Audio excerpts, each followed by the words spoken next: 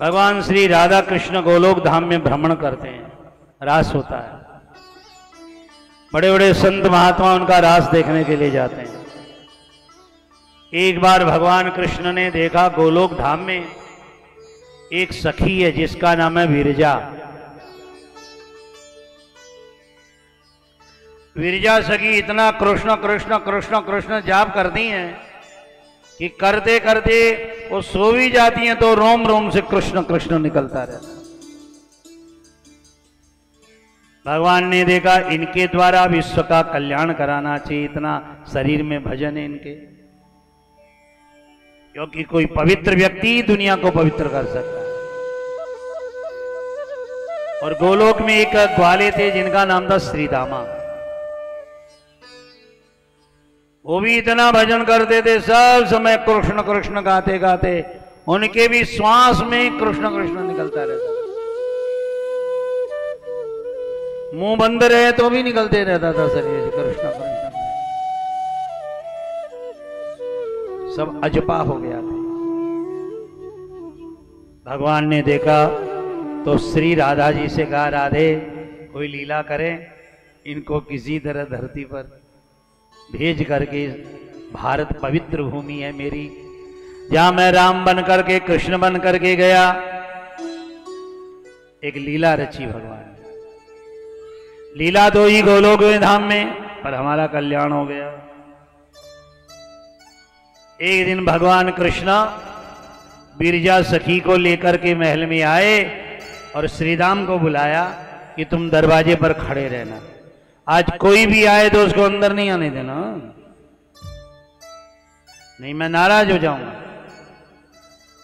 श्रीराम ने कहा, नहीं नाथ, क्यों आएगा कोई।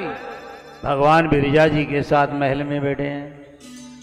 थोड़ी देर में श्री राधा रानी आ गई और जो ही महल में घुसने लगी,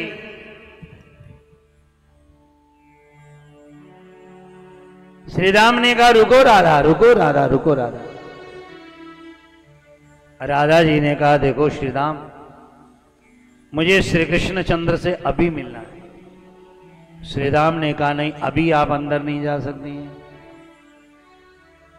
श्री राधा जी ब्रजेश्वरी हैं, ब्रजाधिपे है, उनको कह रहे हैं कि आप अभी अंदर नहीं जा सकती हैं। उन्होंने श्री राम पर क्रोध किया, मुझे अंदर जाने दो। और श्री राम ने कहा, नहीं नहीं मैं नहीं जाने दूंगा। तो राधा रानी ने श्री राम को शाप दिया, जाओ धरती पर तुम्हें जाके राक्षस बनना पड़ेगा। अब गोलोक जैसे धाम में भी ऐसा होता है क्या?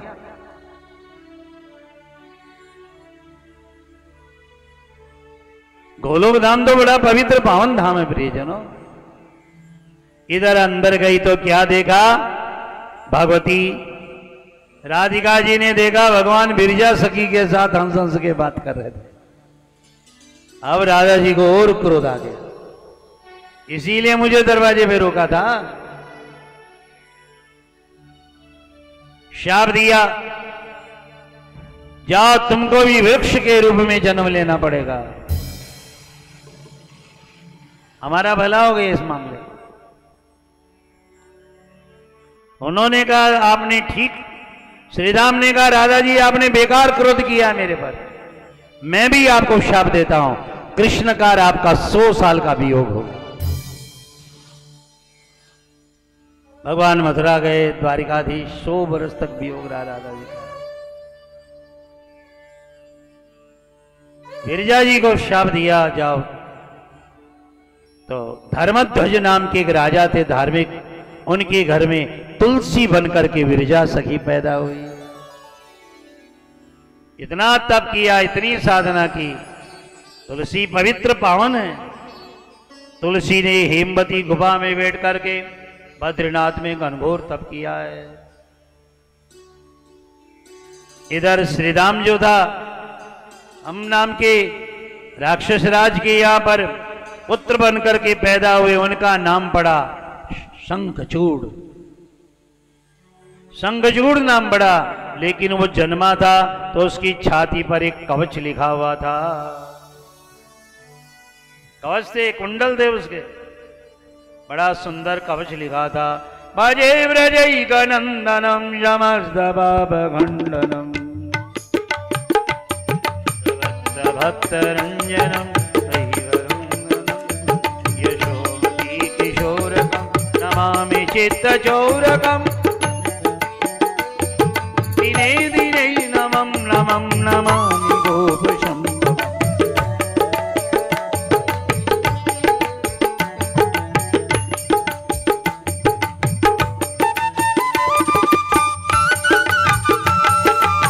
जन्म से कवच लिखा हुआ,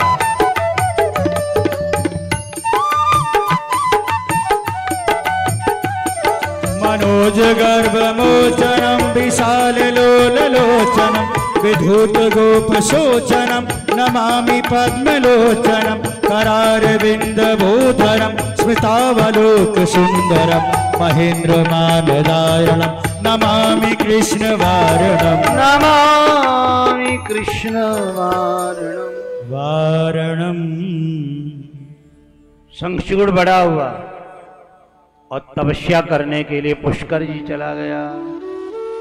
शंखचूड़ ने जाकर के पुष्कर में 10,000 वर्षों तक ब्रह्मा जी प्रसन्न हो गए, आज्ञा दी शंखचूड़ तुम बद्रीनाथ जाओ, गुफा में तुलसी तप कर रही है, तुलसी के साथ तुम विवाह करो। ब्रह्मा जी की आज्ञा लेकर शंखचूड़ गुफा में गया। तुलसी बहुत नाराज हो गई कि मेरे गुफा में कोई पुरुष आए, बड़ी नाराज। शंखचूड़ ने कहा मुझे भी कोई शौक नहीं है आने का, मैं ब्रह्मा जी की आज्ञा से आया हूं। उसी समय ब्रह्मा जी ने प्रकट होकर के शंखचूड़ और तुलसी का विवाह कराया। शंखचूड़ महातपस्वी थे, तुलसी भी महातपस्विनी। तुलसी महान पतिव्रता बनी अपने समय की। पतिव्रता के तेज से सूर्य चंद्रमा भी घबराते हैं। दोनों का विवाह हुआ, दोनों का विहार हुआ। पर कुछ वर्षों बाद में एक बार राक्षसों ने आकर के शंखचूड़ से कहा, देख तू तो राक्षस का बेटा है, कहां इस तपस्या पूजा पाठ के चक्कर में पड़ गया। तेरी पत्नी तुलसी महान तपस्विनी है, क्यों न तुम तीनों लोगों पर विजय प्राप्त कर लेते हो। शंखचूड़ को भी ऐसी संगत मिली, उसने 33 कोटि देवताओं को ललकारा, घमासान युद्ध हुआ, विजयी हुआ शंखचूड़, तीनों लोगों का राज्य करने लगा। अपनी पत्नी के सतीत्व के तेज से वो मरता भी नहीं था। पर ये शंखचूड़ एक दिन घमासान युद्ध चल रहा था, शंकर जी के साथ, कार्तिक के साथ, गणेश के साथ।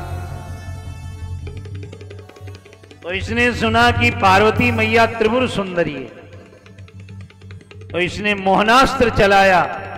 शंकर जी मूर्छित हो गए और ये पहुंच गया हिमालय। हिमालय जाकर के इसने देखा तो शंकर जी का वेश बनाया है, राक्षस था। शंकर जी बन करके पार्वती जी के पास गया। पार्वती जी ने देखा शिव जी तो युद्ध में गए हुए हैं, लेकिन ज्यों ज्यों शंखचूड़ आगे बढ़ने लगा, देखा उसका शरीर कांपने लगा, पसीने पसीने होने लगे। पार्वती ने ध्यान से देखा, शिव जी नहीं, ये तो शंखचूड़ राक्षस शिव बन करके आया। माता जी अंदर ध्यान हो गई। माता जी ने ब्रह्मा विष्णु महेश सबको बुलाया। शंखचूड़ मरता नहीं है, आज ये शिव बनकर आया, कल विष्णु बनकर जाएगा। जो चाहे रूप बनाकर जाता है, ठीक नहीं है, इसको मारना होगा। विष्णु जी ने कहा हां, धर्म की रक्षा करने के लिए इसे मारना पड़ेगा। पता नहीं ये कितने कितने गलत काम करेगा, लेकिन इसकी पत्नी पतिव्रता है। भगवान ने कहा शाप देगी तो मुझे शाप मंजूर है, पर इस दुष्ट का वध करना जरूरी है। युद्ध चल ही रहा था।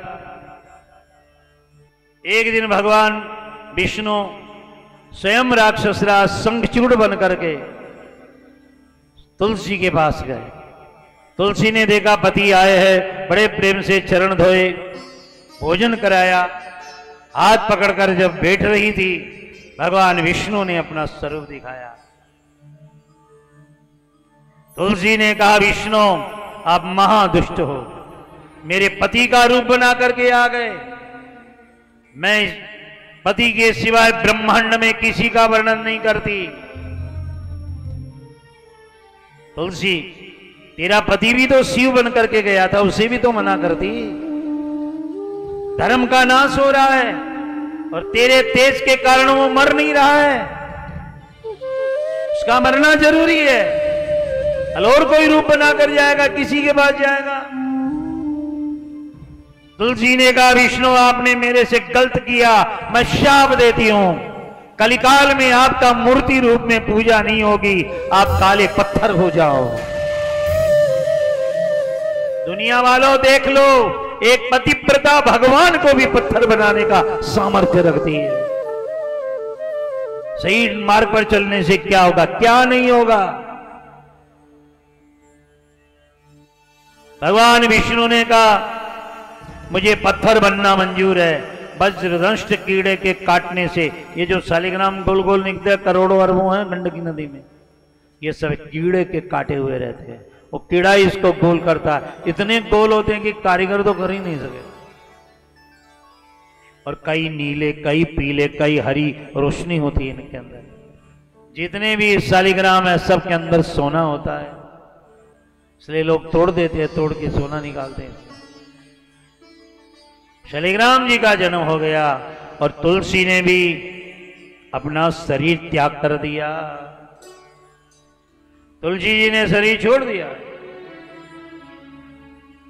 और उसी समय जहां शरीर त्यागा, उस राख में से 3 पेड़ पैदा हो गए, 3 वृक्ष जन्मे, जो हमारे भारत के पवित्र वृक्ष कहलाते हैं। शक्ति के तेज से, दुर्गा के तेज से जो पैदा हुआ, तुलसी वृक्ष पैदा हुआ। सरस्वती के तेज से आंवला पैदा हुआ और महालक्ष्मी के तेज से मालती नाम का वृक्ष पैदा हुआ। पर मालती ने जब देखा कि मेरे पति विष्णु तो तुलसी से, सतीत्व से प्रेम कर रहे हैं, और नाराज हो गई, तो भगवान ने कह दिया, मालती का फूल नहीं चढ़ेगा मेरे पे, विष्णु भी नहीं चढ़ता। सतीत्व के तेज से तुलसी मैया पैदा हो गई। तुलसी महारानी, जिस घर में तुलसी हो, शालिग्राम हो, इधर शंखचूड़ भी मारा गया। शंख, तुलसी और शालिग्राम, वो घर त्रिवेणी कहलाता है।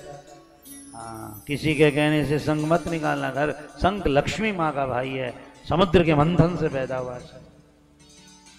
शंख ध्वनि जिस घर के अंदर हो, आनंद होता है उस घर के अंदर। शंख ध्वनि, तुलसी, शंख, शालिग्राम, ये त्रिवेणी जरूर रखनी चाहिए। और इसके साथ साथ यदि नर्मदेश्वर महादेव हो जाए तो धर्म, अर्थ, काम, मोक्ष। नर्मदेश्वर की मूर्ति सब रख सकते हैं, अंगूठे जितने बड़े शिव सब घर में रखते। और चाहिए भी गृहस्थियों के घर में नर्मदेश्वर, जो नर्मदा से पैदा।